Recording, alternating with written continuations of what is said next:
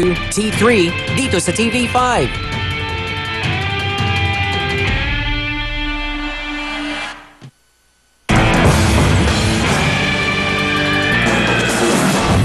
Isang tunay na abogado lang ang may karapatan lumagda sa isang notaryo. Pero sa Cubao, may nag-aabogadong galing ay gagaling-galing na siya'y na-caught in the act.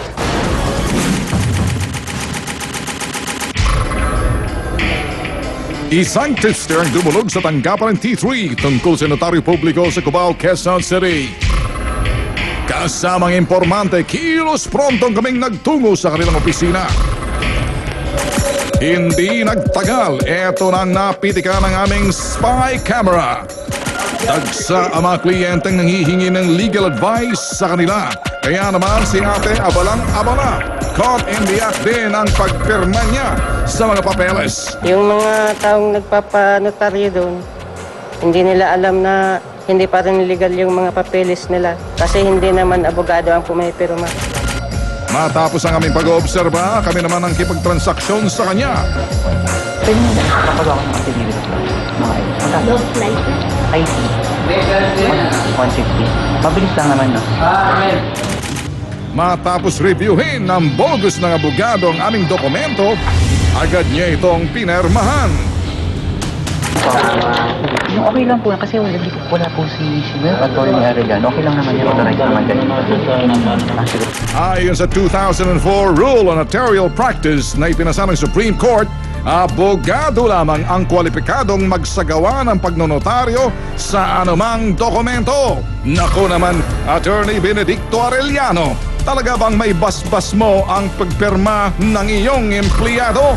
Sagutin mo to punto por punto dahil siguradong disbarment ang magiging hatol sa iyo. Napakalaking storya ito mga kapatid. Para aksyonan ang kasong ito, kausapin natin si Attorney Romeo de la Cruz Galvez, ang Program Director ng Department of Justice Action Center. Sir, ano ang tingin ninyo dito sa mga nagnonotaryo na medyo dating parang hausyaw? Ano hong sa take niyo rito? Unang-una po, magandang hapon po sa lahat kanyang taga-subaybay. Alam niyo po, ayon po sa ating rules on notarial law, kailangan po ay nakaharap po yung magpapanotaryo, dala-dala niya yung dokumento, at ito po ay identify ng notary public. At bago niya po inotaryo yan, na-identify niya sa pamamagitan ng mga identification card na yung tao mismo ang nagpresent sa kanyang mga dokumento na nonotaryohin po. Okay. Tol, Erwin, medyo maganda yung ano mo dyan. Tigil mo na yan. Para kasi... Tanong ko lang ho, attorney, paano ho ito? Meron bang nilalabag na batas itong abogado na ito? Ay, opo. Kung hindi po siya mismo ang personal na pumipirma, ay maaari po siya lumabag po sa tinatawag nga po natin 2004 Rules on Notarial Practice po. Okay. Ang merong under po sa Rule 11 po niyan, meron po tinatawag na revocation of commission of the subject po sa disciplinary sanction. Yung po tinatawag natin revocation of commission. Ang bawat notary public po ay binibigyan ng tinatawag natin ng commissioning of notary public. Binibigyan po siya ng executive judge ng regional trial court sa lugar na siya magnotaryo. Ang tawag po doon ay commission. Meron siyang notarial commission. Alright. At yun po itatagal ng 2 taon. Yes, sir. Pero requirement doon, meron siyang sariling opisina, at maganda yung lugar niya, at susunod siya sa mga inaatas ng ating batas sa notarial practice po. Sige, sir. Ano naman kaya ang masasabi mo, Tol, Rafi? Ha? Ano ka ho? Dito sa parte na itong mga notaryo na to. Pwede. Pwede na rin. Pwede na. Nasa linya natin sa telepono si Judge Maria Luisa Padilla, Executive Judge ng Quezon City. Ma'am, ano ho yung take ninyo dito sa mga nagnonotaryo na ito ho'y kuminsan hindi ginagawa ho yung prosesong tama pagdating ho dun sa pagnonotaryo? Okay na. Naputol na. Ay, sige. Pasalamat na lang. Papasalamat tayo. Pasalamat na lang, Judge, kahit na hindi namin kayo nakausap. Take it away, Rafi. Thank you. Baka istorya ni Romel Bugay yan, di ka? Itanong mo kay Bugay. Palagay po. Nandiyan si Judge. Okay na.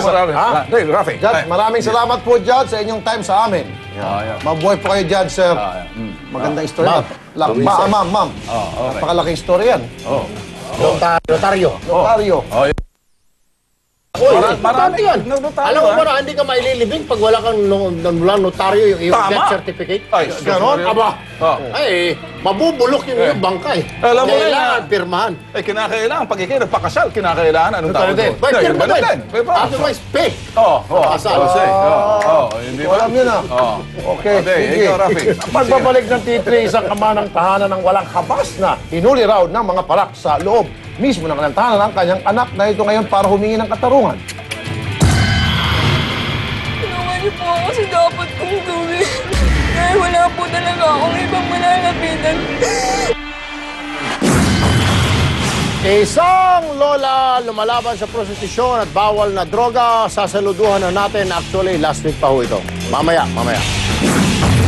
Kung meron kayong reklamo o personal na karanasan sa maling pamamalakad ng mga otoridad o ahensya ng gobyerno, ilabas sa mga cellphone at kumuha ng litrato o video. Ipadala sa aming email, t3kapatidsagutkita@gmail.com o tumawag sa aming hotline numbers 355-5702 o 0918-983-T3T3. Tandaan, ang aming aksyon ay nakantabay sa inyong sumbong.